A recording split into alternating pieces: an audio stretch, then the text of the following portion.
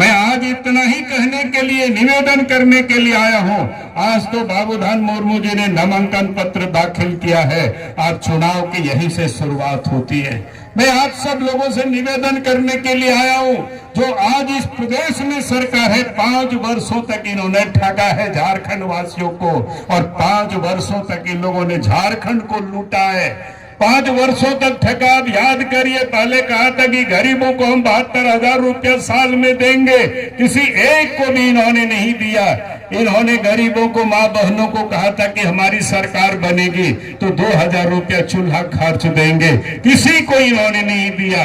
लड़की को कहा था कि शादी होगा तो सोने की सिक्का देंगे, वो भी नहीं दिया। विधवा को और वृद्ध को और दिव्यांग को कहा था 2,500 रुपया पेंशन देंगे, वो भी उन्होंने नहीं दिया।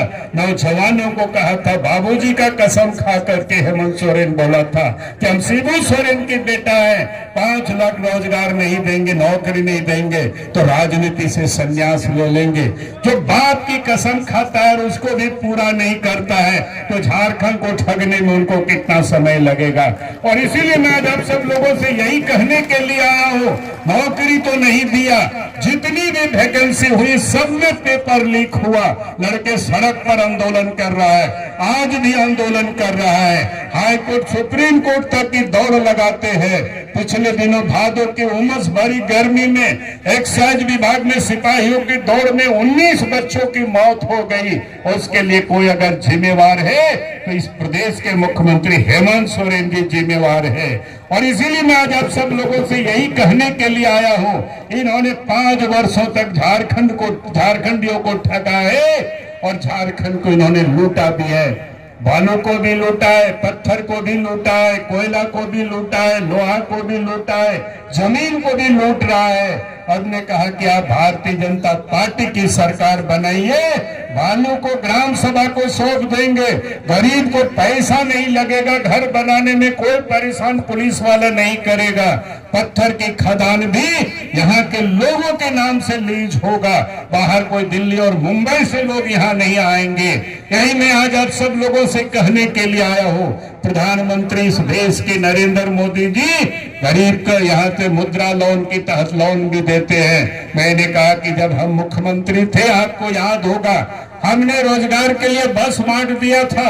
हमने कहा कि खदान भी आपको मिलेगी और पॉपलेन और जेसीबी भी आपको उपलब्ध करा दी जाएगी, ताकि हम चाहते हैं कि यहाँ के हमारे गांव के लोग, यहाँ के लोग लाखपति बने, करोड़पति बने, वो भी लोग मालिक बने। हम यहाँ के लोगों को नौकर देखना नहीं चाहते, हम मालिक बनाने के लिए आए हैं। आप सबको यही कहने के लिए मैं आया हूँ। इसलिए भाई और बहनों, मैं आप सब लोगों से कहूंगा, आप भारतीय जनता पार्टी को वोट देना, भारतीय जनता पार्टी को जिताना, ताकि झारखंड को इन ठगों से, इन लुटेरों से बचाना है, इन दलालों से झारखंड को बचाना है। यही मैं आप सबसे निवेदन करने के लिए आया हूं। इसलिए मैं आप सभी भाई और बहनों से यही कहूंगा, भारतीय जनता पार्टी ने संकल्प लिया है सरकार बनेगी तो पहले कैबिनेट में निर्णय किया जाएगा कि इस राज्य के गोगो दीदी योजना मां बहनों को प्रत्येक महीना 11 तारीख को उनके खाते में 2100 रुपया जाएगा। ये भारतीय जनता पार्टी का संकल्प है। यही मैं आज आप सब लोगों से कहने के लिए आया हूं। और इतना ही नहीं, 21 लाख मकान भी 5 साल में बनेगा, ताकि कोई भी गरीब बिना छत के विहीन नहीं रहेगा, हर को मकान उपलब्ध होगा, ऐसी व्यवस्था की जाएगी। हम यही कहने के लिए मैं आज आपके बीच में आया हूं। साथ ही मैं आप सब लोगों से यही कहने के लिए आया हूं, नौजवानों को हेमंत सोरेन जी ने तो नौकरी नहीं दिया, लेकिन आप सरकार बनाइए। 2,87,000 पोस्ट वैकेंट है, 1 वर्षों के अंदर में 1 लाख वैकेंसी को भर दिया जाएगा और उसके लिए कैलेंडर निकाल दी जाएगी पहले कैबिनेट में, ताकि कब एग्जाम होगा, कब रिजल्ट होगा, कब नियुक्ति पत्र मिलेगी, ताकि कहीं कोई गड़बड़ घोटाला नहीं होगा। अगर जहां गड़बड़ घोटाला हुआ है पहले भी उसकी भी जांच करा दी जाएगी और जो दोषी है उसको जेल भेज दिया जाएगा। झारखंड के नौजवानों के भविष्य के साथ किसी को खिलवाड़ करने की इजाजत नहीं दी जा सकती है। हम यही कहने के लिए आया हूं। और मां बहनों से मैं कहूंगा, बीजेपी की सरकार बनेगी, 500 रुपया में गैस का सिलेंडर मिलेगा, प्रत्येक साल 2 सिलेंडर पर्व के अवसर पर मुफ्त में आपको मिलेगा। यही मैं आप सबसे कहने के लिए आया हूं। बीए पास और एमए पास नौजवान जो रोजगार की तलाश में भटकते हैं, उनको 2 वर्षों तक 2000 रुपया मासिक भत्ता उनको दिया जाएगा, ताकि वो नौजवान अपने पैरों पर खड़ा हो सके। हम यही कहने के लिए मैं आज आपके बीच में आया हूं। आज इस देश में अगर आप देखें, आदिवासी के नाम की तो सब लोग राजनीति करते हैं, लेकिन आदिवासियों के लिए कोई पार्टी काम करती है तो वो भारतीय जनता पार्टी काम करती है। अब याद रखिए, झारखंड अलग राज्य भी बना, भारतीय जनता पार्टी ने बनाया, अटल बिहारी वाजपेयी जी ने बनाया। कांग्रेस तो 55-60 वर्षों तक राज किया था, लेकिन अलग झारखंड राज्य नहीं बनाया। जब 98 और 99 में प्रधानमंत्री अटल बिहारी वाजपेयी जी बने तो अलग झारखंड राज्य बना। यहाँ के आदिवासियों को, झारखंडियों को जो मान और सम्मान दिया भारतीय जनता पार्टी ने, कभी भी कांग्रेस पार्टी ने नहीं दिया था। और इसीलिए मैं आज आप सब लोगों से यही कहने के लिए आया हूँ। यहाँ आदिवासी भाई बहने खड़े बैठे हुए खड़े यहाँ पर उपस्थित है बड़ी तादाद में। आदिवासियों को मान सम्मान के लिए आदिवासी मंत्रालय भी बनाया, और साथ साथ देश में 700 से अधिक आदिवासी जातियां हैं, अनेक प्रकार की बोली है, उसमें से एक संथाल भी है। संथाली भाषा को संविधान के 8वीं सूची में भी किसी ने कोई स्थान दिया है तो भारतीय जनता पार्टी ने स्थान दिया है, अटल बिहारी वाजपेयी जी ने स्थान दिया है। और नरेंद्र मोदी जी देश के प्रधानमंत्री बने तो उन्होंने इस देश के राष्ट्रपति किसको बनाया?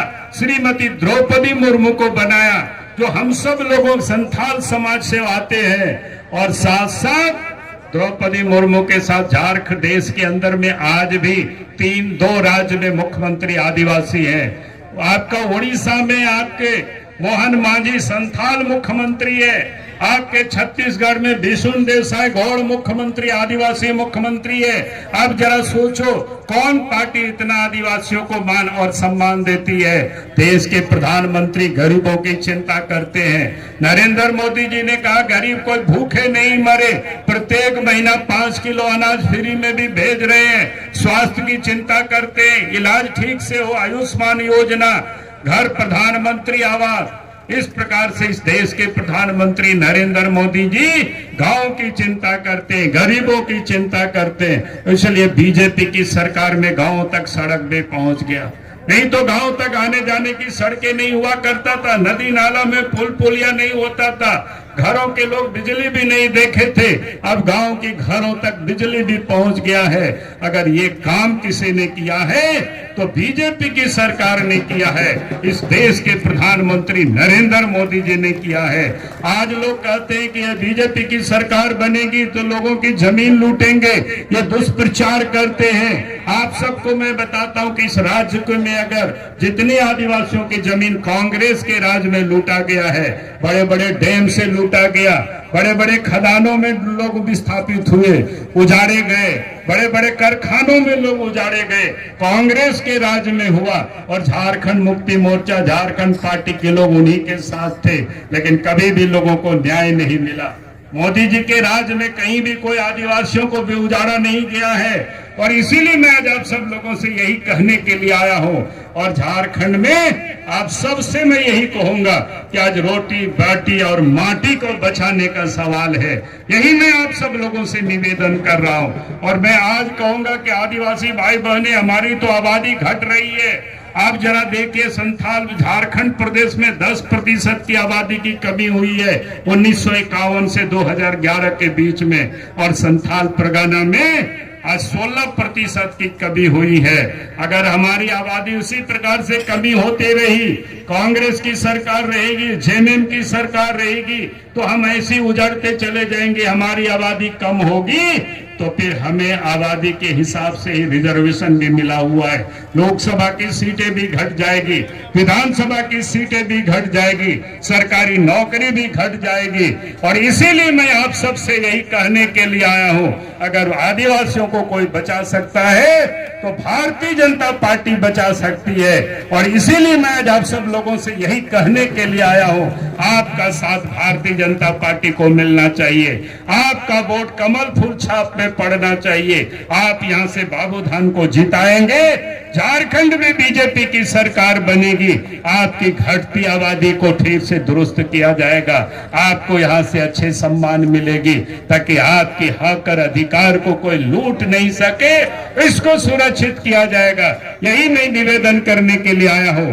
और इन्हीं शब्दों के साथ अंत में फिर से मैं कहूंगा कि आप सबको 20 तारीख को आपका एक एक वोट कमल निशान पर पड़ना चाहिए और बाबूधान जी को यहां से आप जिताइए। यही निवेदन, यही अपील के साथ मैं अपनी बात को समाप्त करता हूं। अड़ी अड़ी जोहार, बहुत बहुत सराव, धन्यवाद।